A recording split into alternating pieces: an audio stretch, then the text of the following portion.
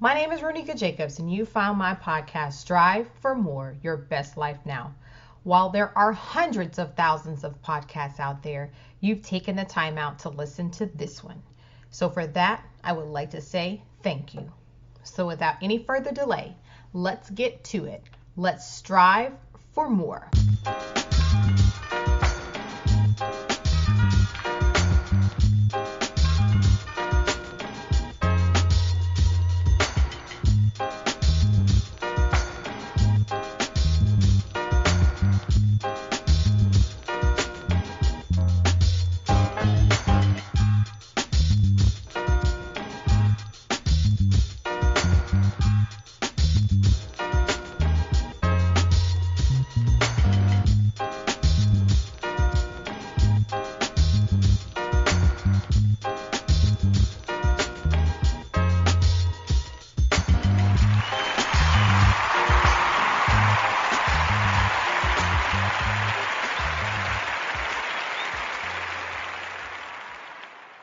My next guest, Zen Bond JPC, is helping people strive for more in the area of meditation and mindfulness.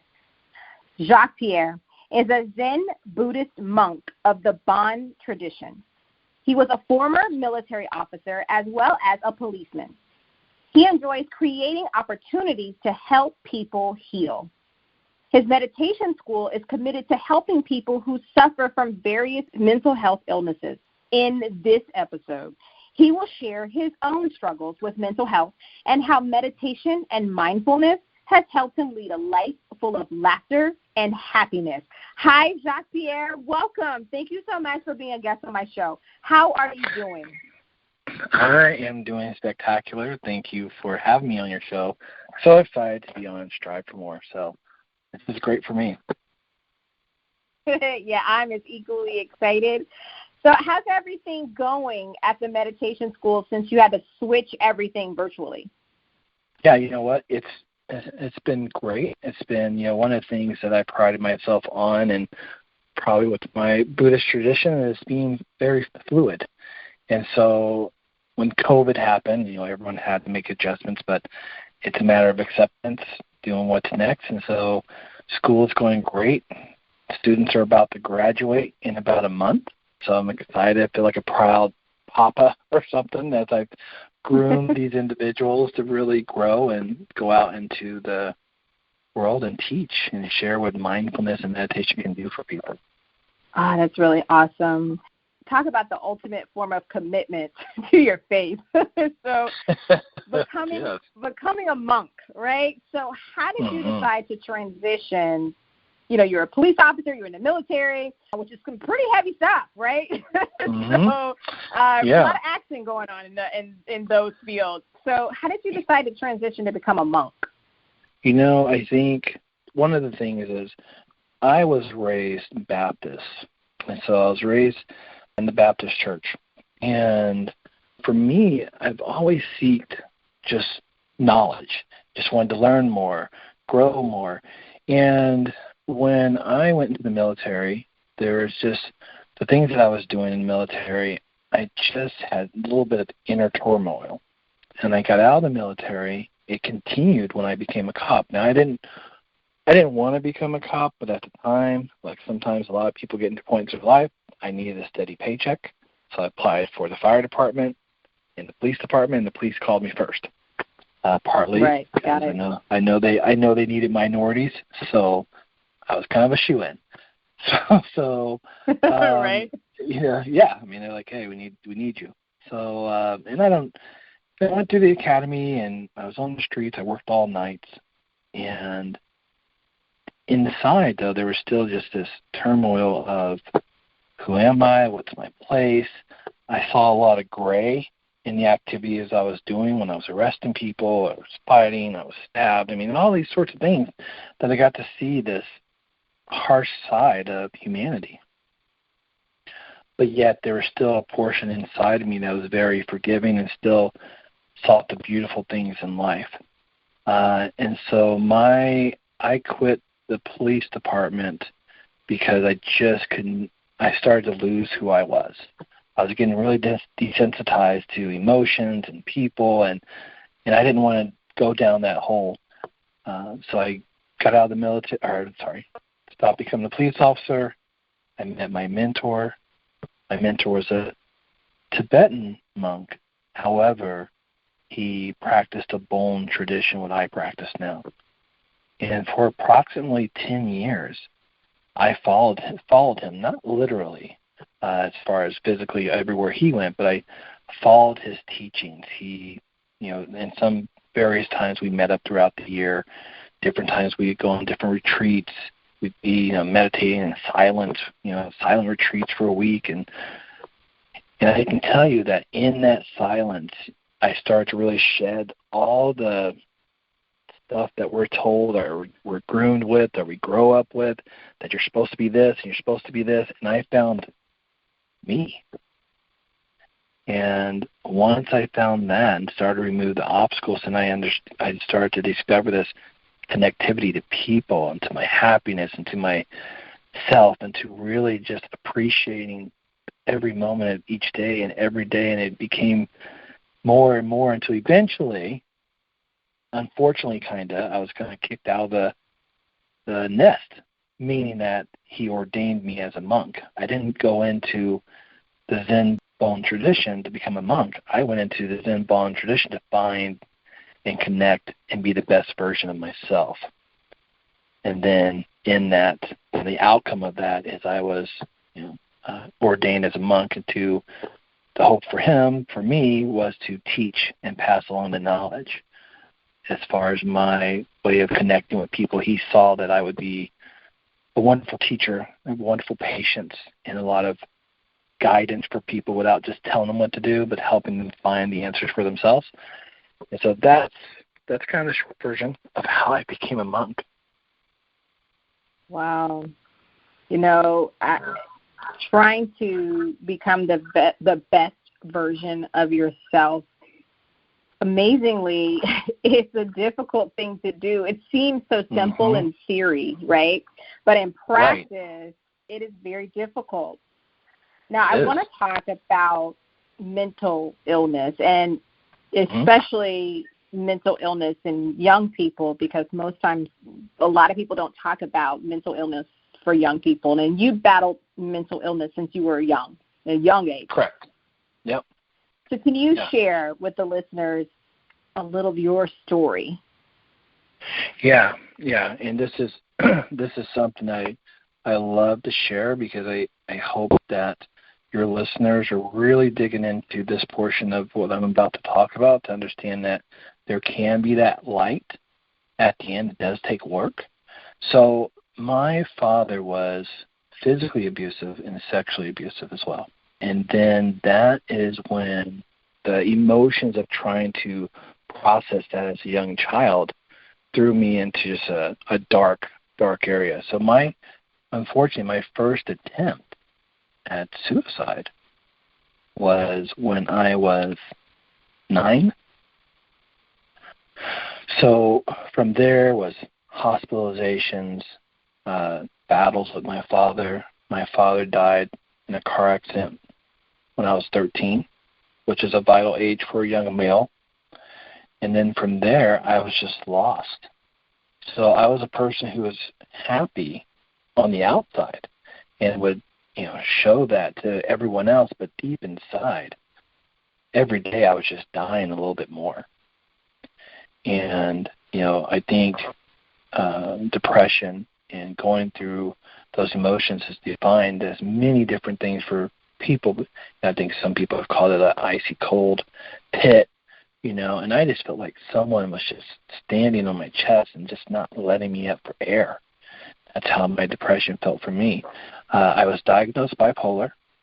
It was misunderstood at that time as far as my mother, because I didn't stick with medication very long. And I think it's just she was a single working parent, working as hard as she could, providing food, what we did necessities, and it was just hard to wrap her head around a son who frequently wanted to kill himself. Now this hatred grew to just a complete hate for who I was. And my last attempt, stopped my heart. Fortunately, I was defibrillated, heart started again, and at that point, I made a decision that I was going to try to learn how to be happy. So in that process, I had to let go of what my ego, my pride, and actually think I knew how to cope with feelings or emotion or depression. I had to just say, you know what? I don't know how to be a happy human, period. I don't know how to cope with depression, or I don't know how. So I need to start from the bottom.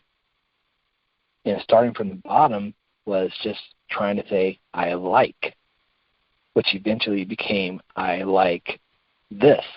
I like this about myself, and that's where it began. Of course, therapy, talking with many people who were ahead of me as far as their happiness and how they process life. And just I would sit in the park and just observe people just to see how they reacted to each other. And that's how slowly I climbed out of this pit of despair. And I tell people that, that was 10, 12 years in the making to get to that point where I had my last suicide attempt. And, for me, I look at it as, like you dig 6 feet down, it takes 6 feet to get out. So for me, it took 10 years to get there, to that point. So I knew it was going to take another 10 years for me to get to a point where finally I felt released from that. Yeah, and I'm diagnosed bipolar. I haven't taken medication in 15 years. That's not because I'm opposed to medication. That's because I am a big believer, and not for everyone in every situation, but for some people, you can get to a point where you can process and train and rewire, your brain to just as much as your brain was wired to fill negativity, we can fill it up with positivity as well. It just takes time and hard work. Not many people want to do that hard work. I mean, a dedication to yourself, a dedication to the art of living. It is, just like you said a few moments ago, it is hard to become the best version, or at least try. I mean, we'll always work on that, but we at least want to try. So, but that was I appreciate every day I wake. Every day I wake up, it's a good day, right? Because not everyone made it through the night. And I know what it feels like. And I can remember, it's still in the cells of my body. I remember what it's like to really hate who I was. So every day I wake up, no matter what's going on, COVID, hey, I'm alive, I'm breathing. This is another day for me to show compassion, show love, accomplish what I want to try to accomplish. And then tomorrow I'll wake up and repeat. Keep learning, show kindness to everyone I can, understand, listen. That's, that experience is what created who I am now. That's wonderful. And I'm glad to know that you have found a way out. One of the things that often concerns me as an educator is often when I see boys, young men, mm-hmm. And oftentimes they seem so angry or, active or sometimes even disconnected.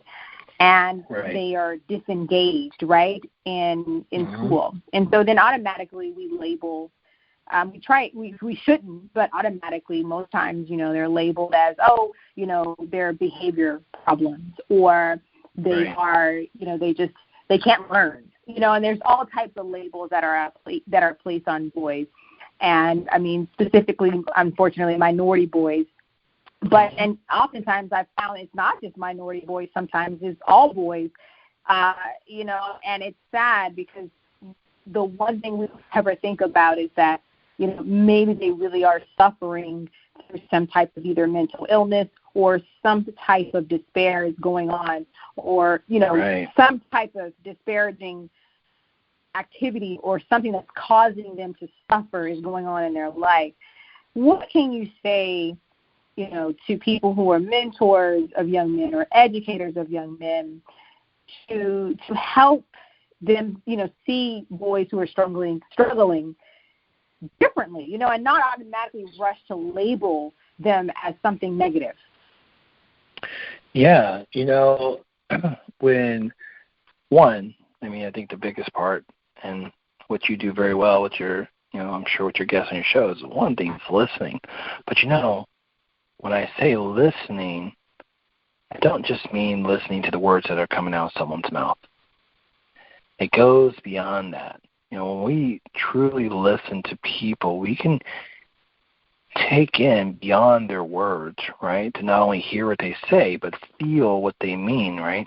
And then we don't have to totally understand to be able to help, so that's one thing. But sometimes we do relate and understand that the suffering can manifest its way in so many different ways. Maybe it's anger. Maybe it's violence. Maybe it's, it's rude behavior, or a number of things. It comes from somewhere. And it's just have the patience and to be open to reach that individual and not just think that, hey, this works for everyone, but sometimes we have to change up what we do to reach that individual, to find where that suffering began, and then help them process that through. One other thing to add to this, and I know it sounds very generic as far as sometimes when individuals have different individual problems, but one thing I tell people when you're working with youth is be truthful up front. I don't think anyone, even young individuals, think that you have the answers for everything, and you don't have to. It's okay to say, I don't know, but I'm going to be here for you. It's those things are okay. I don't think we have to always have the answers in that moment, but it's more that I'm going to be here to help you find those. And I think that type of support, because when people are going through these kind of things, you feel alone. You feel alone. You feel like a burden. You feel maybe people are going to judge you, and you've had people say things like it's going to be okay, and it's not. I think it's all right to say, hey, it's going to be a hard road, but we can get there, and it can be okay. But just to say, hey, it's going to be all right, is it? We don't know that. And when someone hears that over and over and it's not, how can you trust that? No, really. And, another thing that I want to ask you about is, as a man, the challenge of masculinity is that you have to, have your game face on, and you have to, you have this supposedly this incredible amount of testosterone, so you can just, you're strong and you can handle it all, and, you're not supposed to have those weak moments. So what would you say was the biggest help towards getting to the place where you are now, whereas back then you realized, I need some help? Because, that's not a masculine thing. That's not, you're supposed to just handle it and you figure it out on your own. And, sometimes it seems like that's a sign of weakness is when, as a man, you're having to ask for help. So what would you say was the biggest factor, or, the biggest thing that was present for you to help you get to the place where you are now? Yeah. So looking at stepping outside of myself and looking at it with eyes of logic, I had to look, and what was the common denominator was me, and everything I was doing was not working. And to continue to try to think that I could do it by myself, I was fooling myself, right? And, it was the awakening to understand that in the end, right, we don't know when that's going to be. Everything is impermanent. We know that our lives will cease to exist at some point. It doesn't matter what anyone says or anyone thinks. It matters what you think about you. And then, so understanding that, hey, what I have processed, what I've been taught, what society is saying, it's not helping me heal. And the more I just dig into that message, the more I got away from healing. So when I thought, like, you know what I do doesn't work. I have to align myself with people who are happier. And the funny thing is, we do it all the time, right? If I don't know how to fix cars. I mean, I know the basics, but I can't like just transmission or something. I go to an expert who knows how to do that, right? So I can't assume that I just know how to be happy. I need to go to someone else who knows how to be happy, right? And that was one of the things that helped me, is understanding that I don't know, and that's okay. I didn't develop these coping skills, and unfortunately my father didn't teach me these coping skills. And to think that somehow I'm just like this, figured out on my own, I'm this bad person, it only perpetuates my pain instead of solve the problem. So I guess coming back around, it was basically looking at what I do doesn't work. And there was no denying it. I could be like, no, I did it. It doesn't work. The way I thought doesn't work. And if it doesn't work, I have to let go of that ego, because it was ego keeping me from going to people for help. Ego. Yeah, wow, that ego thing, that ego person that we all have in us. Yeah. He or she can really mess us up, seriously. Mm-hmm. It's interesting. Yeah. I love that you talked about going to someone who knows how to do a particular skill, or who has a talent in a certain area to help us.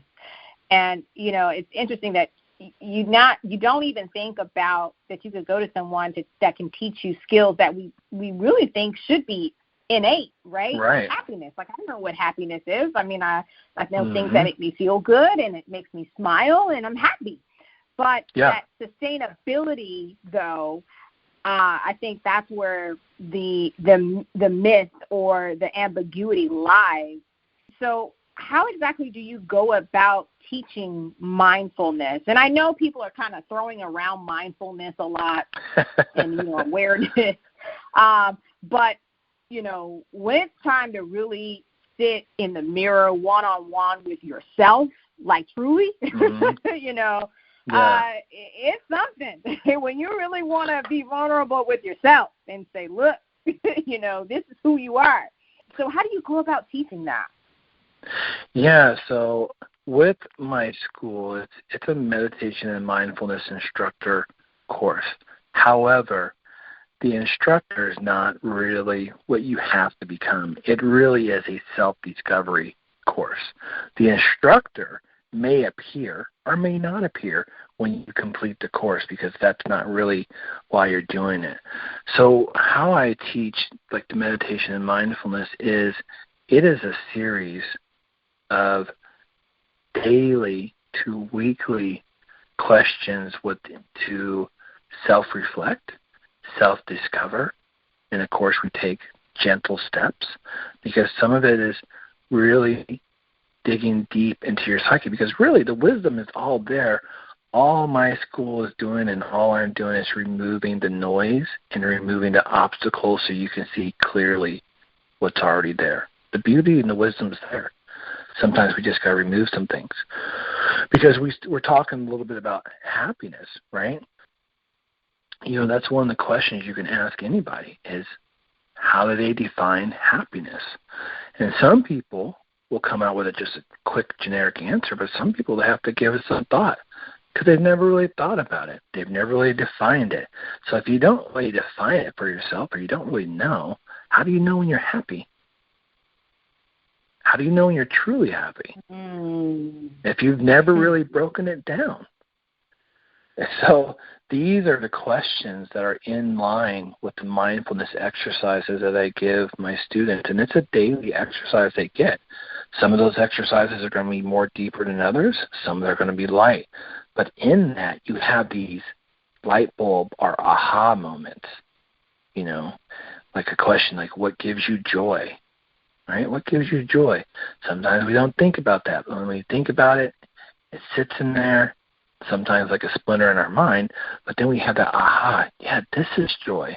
Now, once we gather and we understand what we're about, now we can get an alignment in our life with what we're doing or what we want to do or how we want to live it, because now we finally have we've really been able to look in the mirror and see who we are and discover these things. So that's really what I teach, is these mindfulness exercises that you can integrate in your day, and they're built on questions, and those questions are really questions most people have never been asked before, that are all just self-discovery, self-reflection. Because the greatest journey we should take, and this is, you probably have heard this before, is within. That is the ultimate greatest journey we can take. Because like I said, everything we have, we will lose at some point, right? And so the greatest journey we have, it's all about, man, are you happy? And of course, are you really getting the best human experience? We want to experience everything, happiness, sad, joy, it's all in there. But are you content with who this person is or not? And if you're not, let's do something about it. Oh, that's powerful. That's really powerful. So there are people out there, and I'm going to include myself in this category, because one of the discoveries I definitely have made within myself, and, you know, I recently turned 40, and just, you know, as you mature, you just really start kind of being honest about who you are, right, and being comfortable with who you are and not so much worrying about on the outside, right? What I've noticed is in that process, I am a person who is an achiever, right? So I have to get it right. And it bothers me if I don't get it right. And that really has nothing to do, it used to be on the, you know, the perception for people on the outside, but now I started realizing, well, you know, being competent, that's just something for me, because if I'm competent, then I'm able to help others, right? Right. So one of the things that I struggle with at times is meditating on my own. And it's just kind of like I just can't seem to get it right. Although I've been told, well, there's no getting it right, right? It's not like you know, you're right. 100 because you meditated. You know, there's no such thing. I've been told that if you can meditate for 30 minutes or 10 minutes or 5 minutes, it just whatever works for you. So, but I just feel like sometimes maybe it's just a block there that I can't quiet my mind, you know. So what do you say to that a person like me, or if there, you know, is a listener out there who's probably laughing along with me, you know, thinking, yep, I can, you know, attest to that. So what do you say to that person? How do you help them? So, you know, you think about how you can integrate it in your life, right? Because even something that may be very good for us, you know, our body will resist, right? It will resist it. Even if we think it's going to be healthy for us, it's just like, no, we don't do that.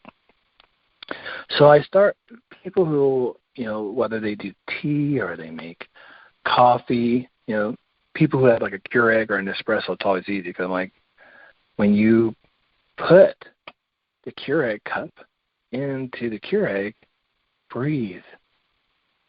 When you push the button, just take a moment to show gratitude for all the, you know, you think about Keurig, and I'm not going to go into too far this, just coffee. I'm going to use coffee as an example. Do you drink coffee? Occasionally. Okay, occasionally. I'm more of a tea drinker. Okay, we can even use tea or coffee. You can, whatever. Now for the listeners, you can put anything you want into it. But when you think about all the things that go into getting that tea or coffee to your lips, there's a lot of people. Coffee, they pick the fruit, roast the bean, carry it down probably some mountain or something like that. Some guy or woman's carrying it on a donkey. Then it gets flown. All these things to give you a cup, right? So when you first start meditating, if you feel like you think too much, you think about that process. whatever it may be. Someone had to build the Keurig, someone had to process all these different things. You think about that, and you just breathe, and you just show gratitude. And that takes anywhere from 30 seconds, right? And you start there. Then your body starts, when you eat, you take a moment, right, to think about all the things that happen to get you the vegetables or meat or whatever you're eating. You start that habit up. Just 20 seconds, 30 seconds, then you build upon that. You don't want to jump into trying 10 minutes or 1 minute, because that just doesn't work for some people. So you baby steps, and you give your mind something to process. That's how I start people. The silence off the bat for some people, that's just too much. 30 seconds, it could be too much. So you give their mind something to think about. Because originally, what people don't understand, meditation originally started as a thinking activity. So let's say you had something that you were struggling with mentally, you would go meditate on it. And that meditation, you would start to look at it from all sides, right? Look at the logic on it, and then you would come up with an answer. That's how you made decisions. It got into the Western world that it was more about silence, but it was actually a thinking activity. Meditation, that's how it started. Thank you so much for helping me understand that.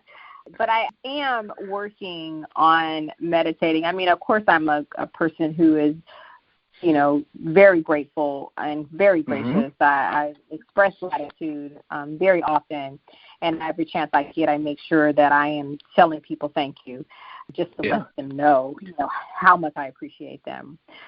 Well, I have one more question, and it kind of doesn't really have anything to do with what we've been talking about. The conversation has been really, really awesome, and I really appreciate you.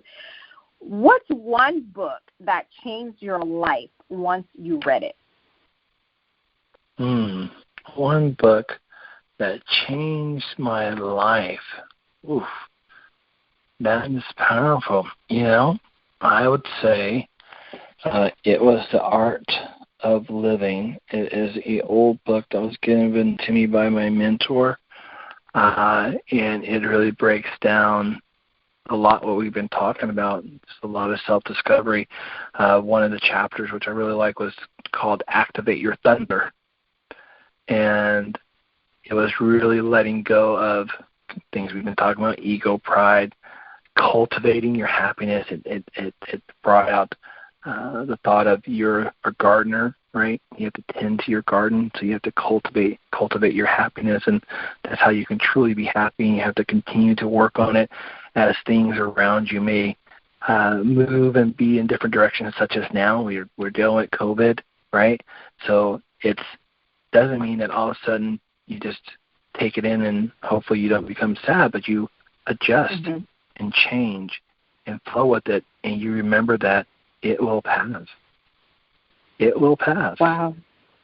Well, Jacques-Pierre, thank you so much for your time. This was really awesome. Can you do me a favor? Can you take the time to let everyone know how they can reach you if they're interested in learning more about the Bond tradition or taking one of your meditation classes? Yes, absolutely. Just, send me an email at monk@madeforjoy.life. So that's monk@madeforjoy.life. And if you look on Instagram or Facebook, my handle is Rogue Zen Monk. That's how you'll find me. Find many of my meditations and many of my positive affirmations that I give to different people as well. But monk@madeforjoy.life and Rogue Zen Monk. That's how you find me. Wonderful. Any last words of encouragement for the listeners as they strive for more? Yeah, the biggest thing is that I can tell people that show gratitude right when you wake up and look at your day as a beautiful start. It doesn't matter how you woke up, where you woke up. Not everyone made it, and you did. So you have another opportunity to do whatever you want. So that would be my message to people. Well, thank you so much. I wish you nothing but blessings and abundance in your future. Please take care. Thank you so much. This was great. I appreciate you. If you are enjoying this podcast, please leave me a review on iTunes or Google or any of your favorite podcast players. Like, share, tell someone about Strive for More podcast. I really appreciate you sharing this journey with me and listening to each and every episode. I cannot thank you enough. Continue to strive for more and live your best life now. See you in the next episode.